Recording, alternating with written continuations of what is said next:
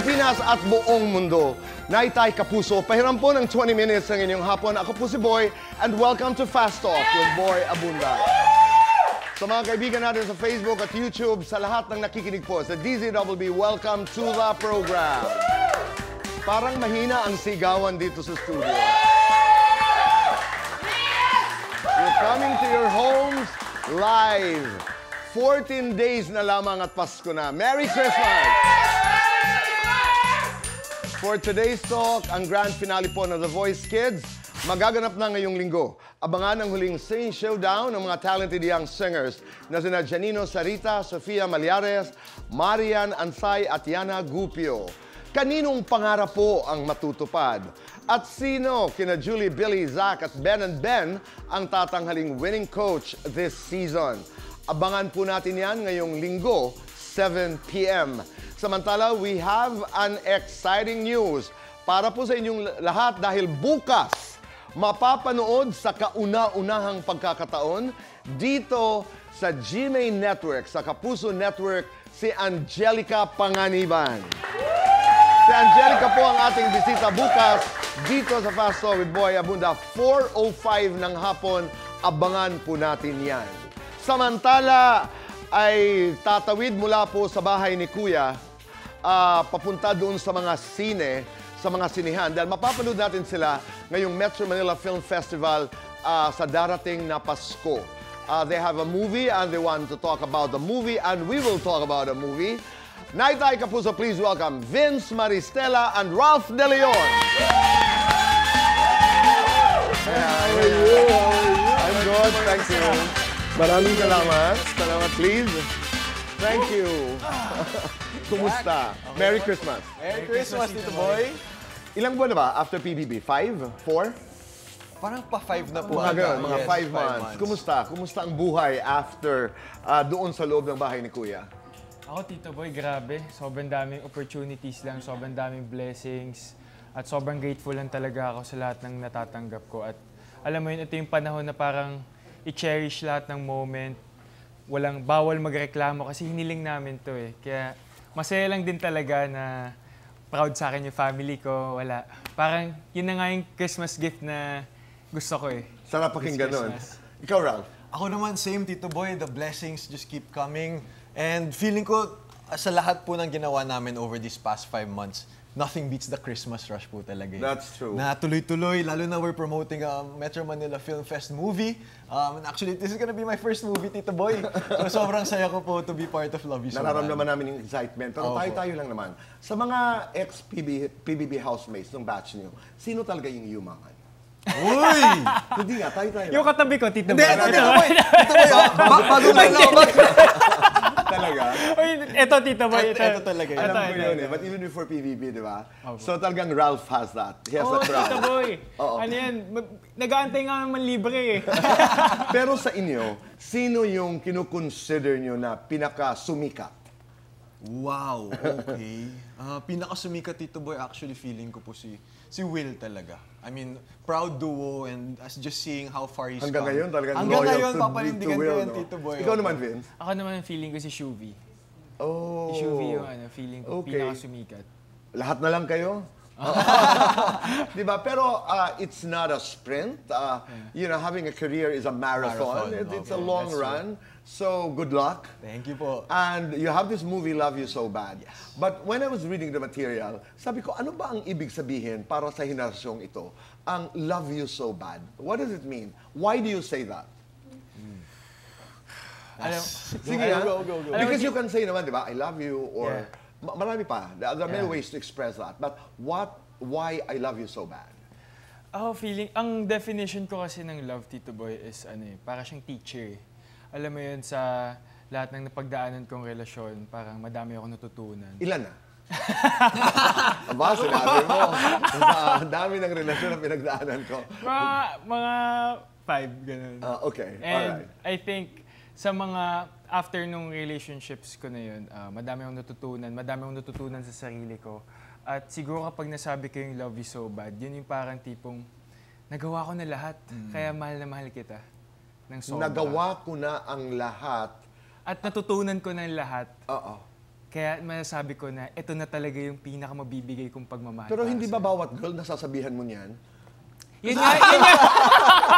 Pero di ba, when you fall in love, Yeah. talagang ang feeling mo, ay binibigay mo na ang lahat. Yeah. So you say that, I love you so bad to every girl that you actually fall in love with. Yun yung magic, Tito Boy. That's a magic. Oo. Yung paulit-ulit. Kasi wala naman talagang absolute. Ikaw, Ralph. Ako your po, take. love you so bad. I mean, sa generation na to kasi it's always so easy to switch up. You can search girls on Yeah. Instagram, you can message anyone now, everything so, reachable now, lalo na sa social media age. Pero pag nasabi mo kasi yung love you so bad, parang yung tulad nga sabi ni Vince, extreme na yun eh. Alam mo nang yun na locked in. Okay. Locked in. I like Locked the word. Locked in. Gumamit na kayo ng dating apps. Ako, Di pa, Tito di Boy. pa eh. Okay.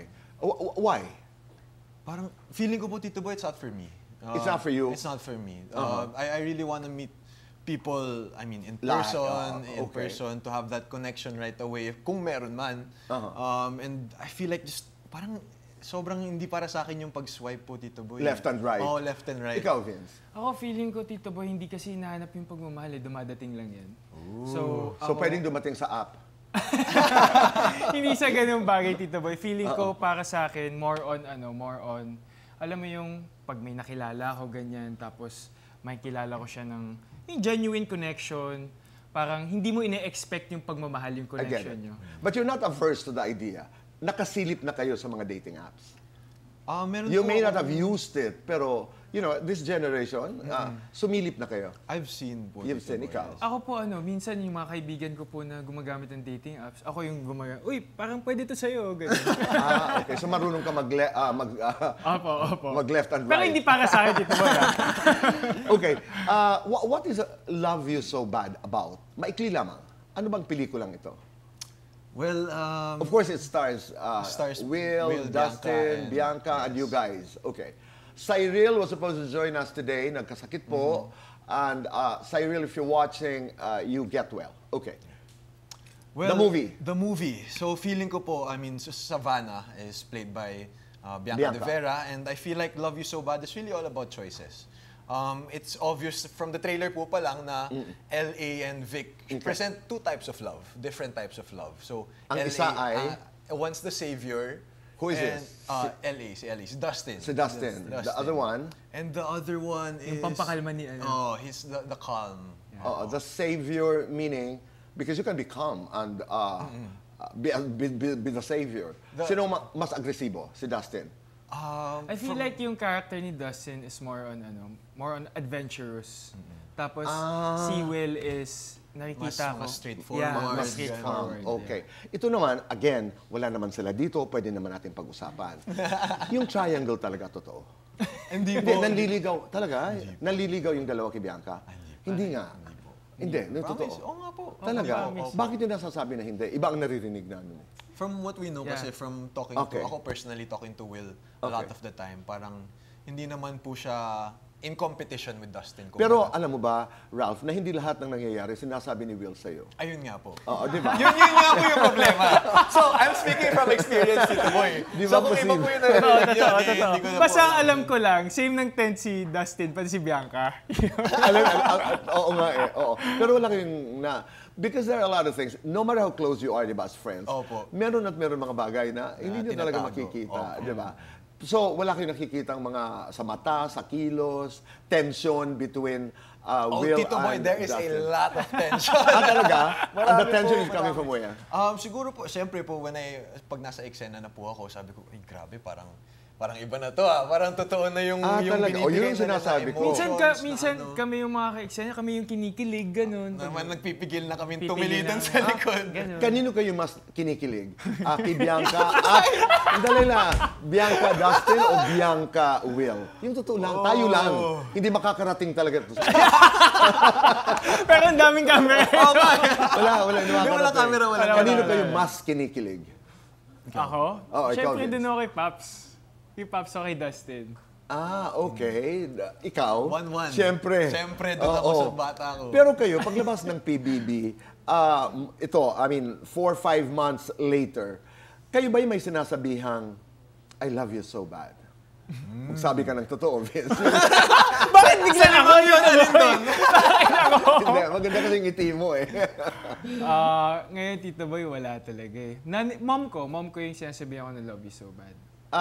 Nasaan kayo na casting ngayon?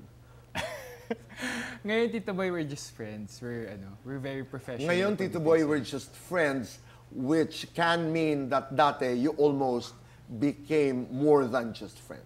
Hindi po, Tito Boy. Talaga? Hindi? Hindi po, Tito Hindi Boy. umabot doon? Hindi naman umabot po dati. Dati? Dati. Oo, pero nanligaw ka? Hindi po. Hindi Hindi. Friends lang talaga? Yes po. Ba't naging seryoso ka? Masakit. Hindi po. Genuine lang po kasi Tito Boy. Ito ang gusto ko. Si AZ, anong status? Yun. Ang gusto ko naman yung, Ito na.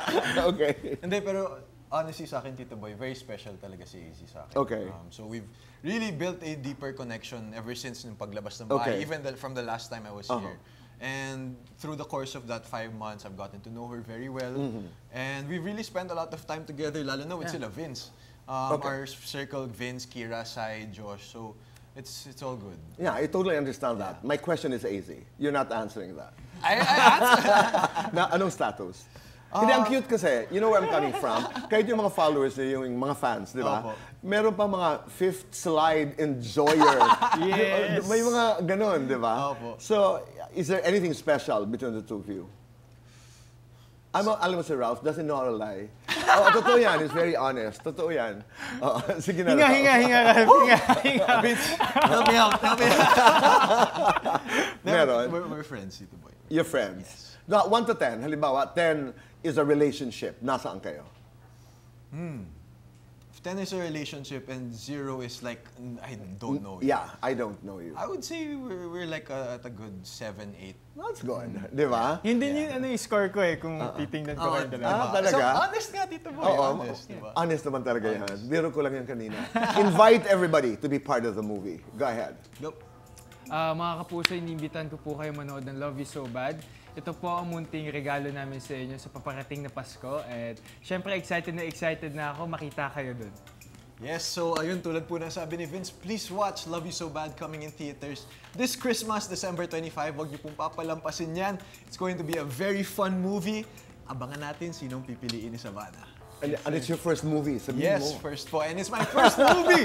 So huwag niyo pong papalampasin. Supportahan niyo po ako. I love you guys so bad. Pinag-uusapan ngayon yung mga green jokes ngayon sa nangyayaring PBB. PBB. You're aware of that, Yes, no? po. Yung green jokes among the boys.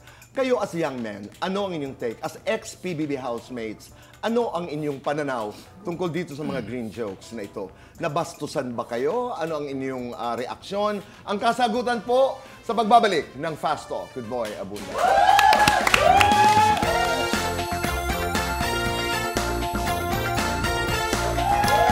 We're back to the show. Kasama po natin Vince and Ralph. Let's do Fast Talk. Let's go! Pag hindi nakukuha ho sa tanungan, kadalasan nakukuha sa Fast Talk. Vince, naughty, nice. Naughty. Face card, gym body. Face card. Tambay sa gym o tambay sa bar? Tambay sa gym. Hinahabol ng fans, hinahabol ng girls. Fans. One word, describe yourself as a boyfriend. Good guy. Wow. Ralph, Mr. Pogi, Mr. Suave. Mr. Suave. Ralph, boyfriend material, husband material. Husband material. Wow. Showbiz, non-showbiz. Woo! Sabihin mo na. Non-showbiz. I know her. That's a joke. Morena Mestiza. Mestiza. I know. One word, Ralph. Describe yourself as a boyfriend. Malaga. Para sa inyo, guilty or not guilty? Pumatol sa bashers. Not guilty. Niligawan ng babae. Nang babae? Yes. Not guilty, not guilty. Not guilty. May ginost the girl. Yung Guilty. totoo. Guilty. Guilty. Nakatanggap ng indecent proposal. Not guilty. Guilty. Guilty or not guilty? May in-unfriend na artista. Not Not guilty. guilty. Guilty or not guilty? Na fall sa housemate. Not guilty. Not guilty. Not guilty. Guilty or not guilty? Na turn off sa housemate. Guilty. Guilty. Guilty or not guilty? Nakipag-date sa housemate. Not guilty. Not guilty. Not Not guilty. guilty. Guilty or not guilty? Nautangan ng housemate.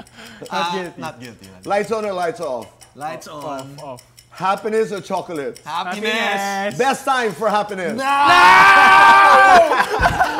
All I want for Christmas is... A box office hit. Oh, Happiness. that's good. Right now. Okay, so may pinag-uusapan mainit ngayon, kasalukuyan yung PBB because of some green jokes na narinig ng sambayanan. Huwag na natin sabihin, you know, may sexual ang biro. Tabi-tabi po mga nanay ang inyong mga anak. Anong inyong take? Bilang ex-PBB housemates. I mean, hindi lang po bilang ex-PBB housemates ito, boy, bilang lalaki din po. Nakakalungkot. Nakakalungkot po talaga. Kasi, I mean, whether you're living in the same house or in the same area as another woman, it shouldn't be like that. Okay. Diba? Nakakalungkot siya because there should always be boundaries with what you say.